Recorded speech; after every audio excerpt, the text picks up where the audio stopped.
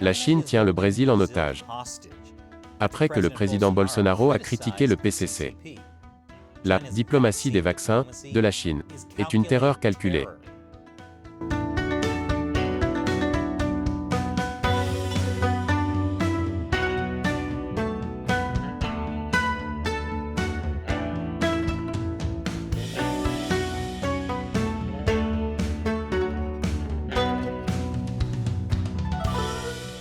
Bienvenue à Chine non censurée, je suis Chris Chappell. Le coronavirus est devenu la plus grande arme du Parti communiste chinois.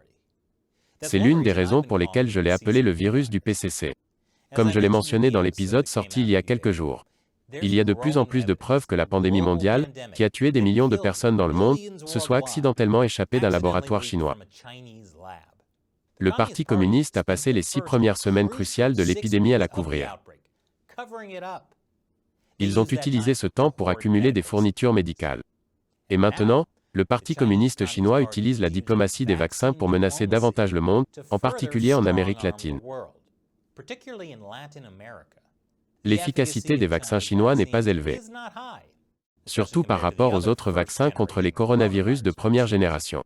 Mais il n'existe pas encore suffisamment de vaccins américains et européens de haute qualité pour chaque pays. De sorte que de nombreux pays n'ont pas d'autre choix pour le moment que de se fier aux vaccins chinois. Selon Jason Marchak, directeur du Centre latino-américain du groupe de réflexion du Conseil de l'Atlantique. Du point de vue des relations publiques, la Chine a cherché à faire passer le discours de la Chine au centre du problème du Covid à celui de la Chine au centre de la solution du Covid. Ce qui pourrait très bien être la plus grande volte-face de l'histoire. Après la finale du 51e Super Bowl, lorsque l'équipe des Patriots a perdu 28-3 en seconde période, et a fini par la gagner lors des prolongations. En d'autres termes, la stratégie de la Chine est d'être le fameux footballeur Tom Brady. Ou davantage comme le maléfique Tom Brady, parce que le plan de redressement de la Chine implique sélectivement la distribution de vaccins, uniquement aux pays qui font ce que Pékin veut. Le Brésil est un excellent exemple. Le Brésil hésite à donner à la société chinoise de télécommunications Huawei l'accès au marché brésilien. Vous savez, à cause de graves problèmes de sécurité. Des responsables américains ont déclaré que l'utilisation de la technologie Huawei ouvrait la porte à l'espionnage et à la censure chinois. Mais avec le peuple brésilien souffrant du virus du PCC, le président Jair Bolsonaro a estimé qu'il n'avait pas d'autre choix que de conclure un accord avec la Chine. En janvier, en échange de l'accélération par la Chine des procédures qui donneraient le vaccin au Brésil. Le gouvernement de Bolsonaro a annoncé qu'il autoriserait Huawei à participer à l'appel d'offres 5G plus tard cette année. Le contrat vaut environ 30 milliards de dollars américains. Bolsonaro a donc dû accepter une menace potentielle chinoise pour la sécurité plus tard, pour arrêter un virus chinois mortel maintenant. Mais il s'avère que l'accord s'accompagne également de censure. En mai, le président Bolsonaro a apparemment critiqué la Chine pour avoir profité du coronavirus à son profit. Il a dit « C'est un nouveau virus, personne ne sait s'il est né dans un laboratoire, ou depuis un être humain qui a mangé un animal inadéquat. Mais c'est là. L'armée sait ce qu'est la guerre chimique, bactériologique et radiologique. Ne sommes-nous pas confrontés à une nouvelle guerre? Quel pays a le plus augmenté son PIB? Je ne vous le dirai pas. Il parle de la Chine, évidemment. Mais allez, une nouvelle guerre? N'est-ce pas un peu exagéré? Non, parce que la Chine y voit une guerre.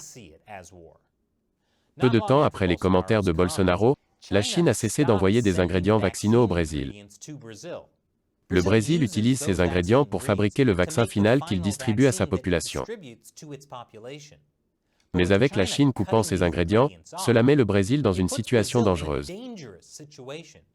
D'autant plus que le bilan des morts de Covid au Brésil s'envole. Seuls 7% environ des Brésiliens ont été entièrement vaccinés. Plus de 420 000 Brésiliens sont morts. Encore une fois, d'une maladie dont le Parti communiste chinois est responsable. Peut-être à cause d'une fuite dans un laboratoire, et certainement à cause des 6 semaines de dissimulation, qui ont permis à la maladie de se répandre dans le monde entier. Le Parti communiste profite donc du désespoir du Brésil pour le vaccin. Un rival de Bolsonaro, le gouverneur de São Paulo, João Doria, a critiqué le gouvernement de Bolsonaro en disant Comment peuvent-ils attaquer ceux qui nous fournissent des matières premières et des vaccins pour sauver la population du Brésil? Je parie que la Chine aime ce type. Peut-être qu'il pourrait être le prochain président. Doria a également déclaré s'être entretenu avec l'ambassadeur chinois au Brésil, qui a déclaré « La matière première de Sinovac est prête et disponible dans des conteneurs réfrigérés, en attendant l'autorisation du gouvernement chinois. » En d'autres termes, les ingrédients du vaccin chinois ne manquent pas. Le gouvernement chinois reste assis là-dessus jusqu'à ce que le Brésil mendie. Et le gouverneur Doria a supplié. Ainsi, après que Doria a rencontré des responsables chinois, la Chine a libéré un nouveau lot de vaccins. Et c'est ainsi que le gouvernement chinois oblige le Brésil à jouer son jeu. Avec de telles mesures, pas étonnant qu'il puisse faire un maléfique Tom Brady et gagner tous les matchs de Super Bowl. Et cela ne se produit pas seulement au Brésil. Cela se passe partout en Amérique latine.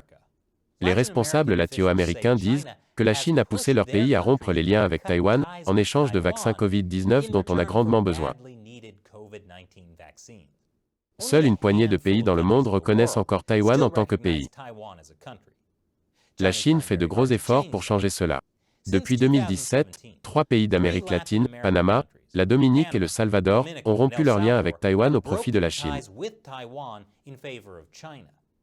C'est parce que la Chine a investi dans les ports, les routes, les barrages et les chemins de fer, offrant souvent des prêts au gouvernement latino-américain, et a fait de gros achats de minéraux et de produits agricoles. Mais des pays comme le Honduras et le Paraguay, qui reconnaissent toujours Taïwan, n'obtiennent pas tout ce beau développement économique. Et devinez quels pays ne reçoivent pas de vaccin contre le coronavirus chinois maintenant? À moins bien sûr qu'ils ne coupent les liens avec Taïwan. Gardez à l'esprit que la Chine ne fait pas don de ses vaccins. Ils les vendent. Ouais, quand vous rendez le monde malade et que vous leur vendez un remède, vous pouvez gagner beaucoup d'argent. Et c'est ce qui est en jeu si le Parti communiste chinois domine les chaînes d'approvisionnement mondiales. Il peut tenir le monde en otage de ses revendications politiques. Et c'est maintenant le moment où je réponds à une question d'un de nos fans. Normalement, je prends une question de nos fans sur Patreon. Mais aujourd'hui, je tiens à remercier tout particulièrement les personnes qui regardent notre nouvelle chaîne portugaise. Oui, nous avons une chaîne portugaise. Le lien est ci-dessous. Et donc aujourd'hui, je vais répondre à une question de l'un de nos abonnés YouTube lusophones au Brésil. Daniel HP Carvalho demande « Salut Chris, de quelle manière pensez-vous que le Brésil peut aider dans la lutte contre la Chine? Je sais que la Chine dépend beaucoup des exportations du Brésil pour nourrir sa population. Cette dépendance pourrait-elle être utile au Brésil comme outil de négociation? » Bonne question, Daniel. La Chine dépend du Brésil, notamment du soja. Environ les 3/4 des importations chinoises de soja proviennent du Brésil. Mais ce n'est pas un levier suffisant pour le Brésil. Le Parti communiste chinois est toujours prêt à subir des pertes à court terme pour punir les autres. Par exemple, il y a quelques années, après le différend commercial avec le président Trump, la Chine a tenté de punir les agriculteurs américains en coupant les importations américaines de soja. Et puis, la Chine a augmenté ses importations en provenance du Brésil. En d'autres termes, le Brésil n'est qu'un pion pour eux. La clé pour ne pas être le pion de la Chine est de ne pas jouer du tout leur jeu.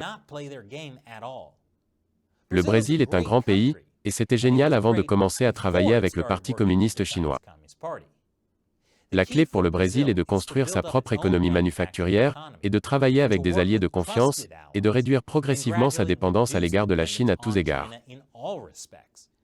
Si le gouvernement brésilien continue d'approfondir ses relations avec la Chine, les Brésiliens deviendront de moins en moins libres. Vous perdez déjà votre liberté face à la censure imposée par la Chine. Et ce n'est que le début.